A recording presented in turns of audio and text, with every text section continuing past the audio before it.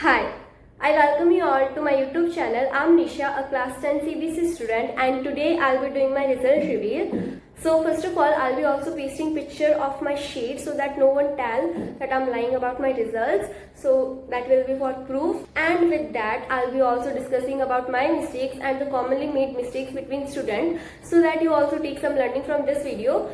So let's get started. I have wrote down all the mistakes which I made in this exam so that I can improve and work on them. So let us start with subject English. The first mistake I made in English is in the grammar portion, and the second is in language and literature wala portion, in which we are given with the extract from our textbook like chapter में से, and उसी में से हमें correct options tick करने होते हैं. But I got one MCQ wrong in that, and half marks is reduced in 6 marker question, in which I just did a very silly spelling mistake. I had to write THIEF and I wrote THEIF. For that मेरा आधा marks चला गया, and I have got 37.5 out of 40, which is counted as 38 out of 40. And let us move to social science. In social science I got 3 MCQs wrong because this was the question, and इसमें हमें बता रखा था कि nationalism in Europe मैंने बहुत अच्छे से चैप्टर नहीं पढ़ा था, but still I think like गलत तो है, ठीक है, but what I thought at that time कि इधर सब कुछ स्टैच्यू ऑफ लिबर्टी की तरफ जा रहे. सो मैंने इसमें ऑप्शन फर्स्ट करेक्ट किया था, but the correct answer is option D. I know इसमें क्लियर नहीं दिख रहा होगा. I try to paste a picture over here for that. And एक और आया था question, a short note on Frankfurt parliament. So I wrote question बहुत ही अच्छे से, but 1 marks is also reduced in that. So 3 marks का question था, उसमें से मुझे 2 ही मिले. So I got 36 out of 40 in social science, which is pretty good. Then the next subject is mathematics. Let's talk about this stuff. And you won't believe me, but you have to, because ये सारी mistakes मैंने सिर्फ mathematics में की, like mistakes से पूरा page भर गया है. So let me tell you what mistakes I did. Like these mistakes are very silly mistakes. So let me tell you. And मेरा टाइम बिल्कुल भी अच्छे से मैनेज नहीं हुआ था. आई वॉज राइटिंग जब मैम उधर से पेपर कलेक्ट कर रही थी, एंड जब मैम मुझसे ले रही थी तब मैं लिखे जा रही थी. And due to that 4 mark का क्वेश्चन था जो कि लास्ट में होता है सेक्शन ए का. That was case based question which was of 4 marks. उसमें बस कुछ नहीं करना था, बहुत ईजी क्वेश्चन था, बहुत ईजी.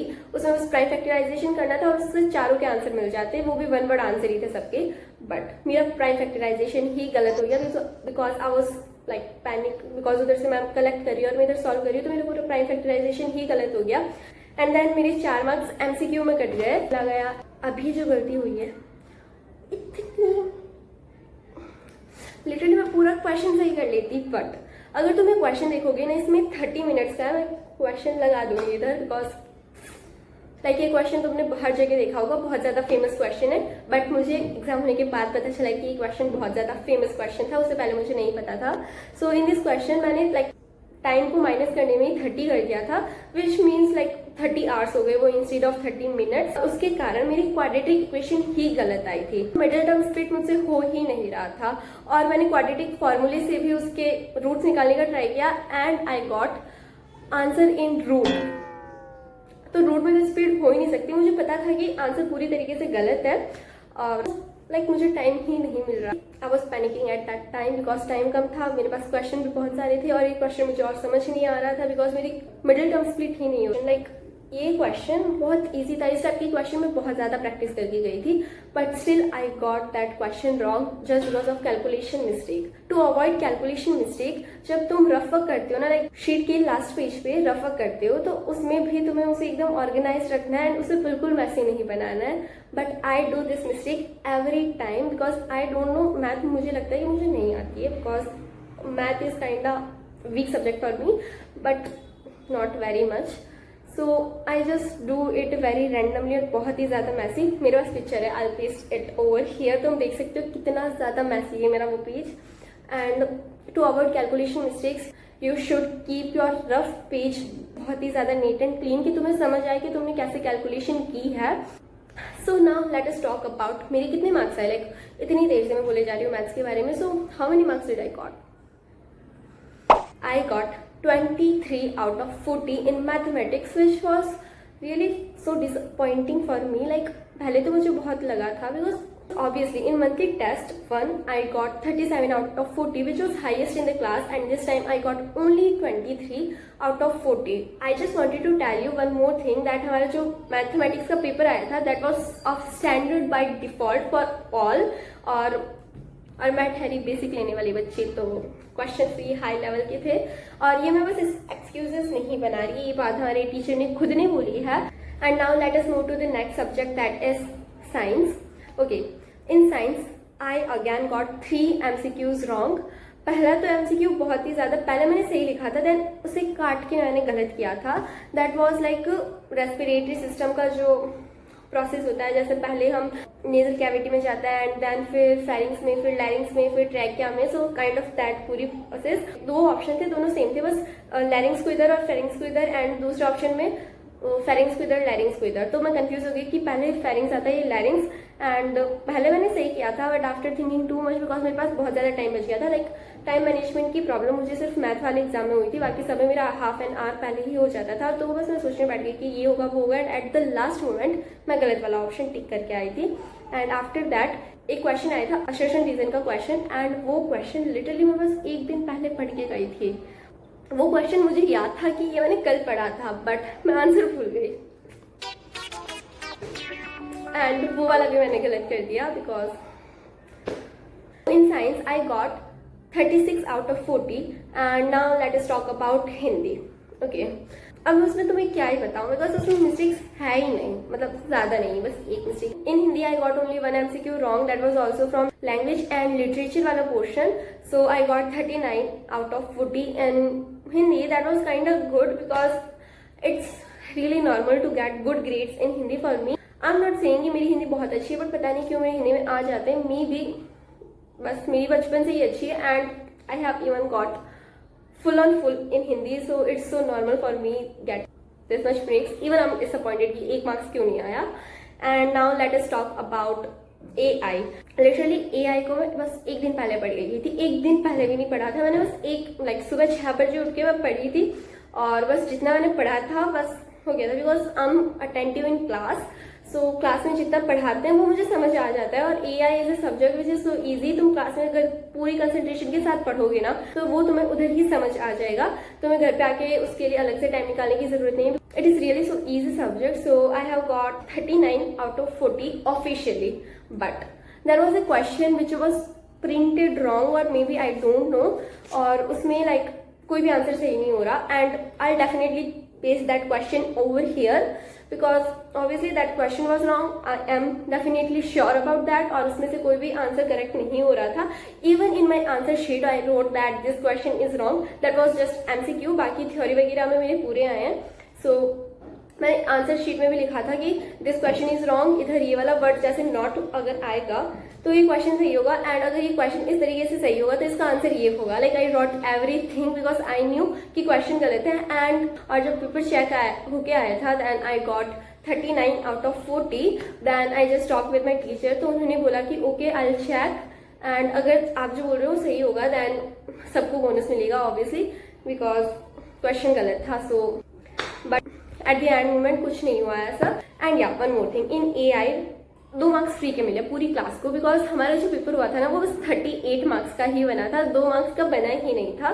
सो जो मार्क्स दिए गए थे वो 38 से दिए गए थे, और 2 पूरी क्लास को फ्री के मार्क्स मिले थे। So now let us talk about percentage.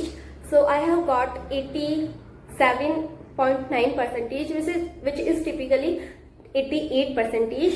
So this is my score, 88 percentage. So that was all about my result, which was pretty good. I'm not very disappointed or very happy about it, but it is all good and I could have done even more better अगर मैं इतनी सारी silly mistakes नहीं करती और question अच्छे से पढ़ लेती, या फिर मैं अपनी मैथमेटिकल कैलकुलेशंस को थोड़ा इम्प्रूव कर लेती, या फिर थोड़ा और पढ़ लेती. सो regret is always there, but you have to work hard. And what I have learned from these exams is that we should work on time management, because if we don't have time we will panic and we will do questions wrong. So instead of doing it all, we should manage time from the start so that हमारे paper time limit में हो जाए.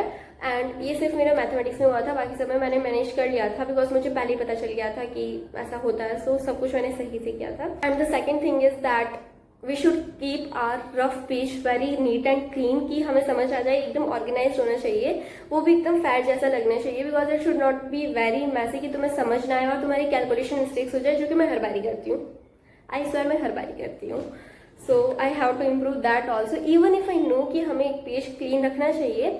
आई don't know why I do this every time, मेरे दिमाग की काम नहीं करते एग्जाम टाइम में। So third, like there is an exam और maybe answer writing tip.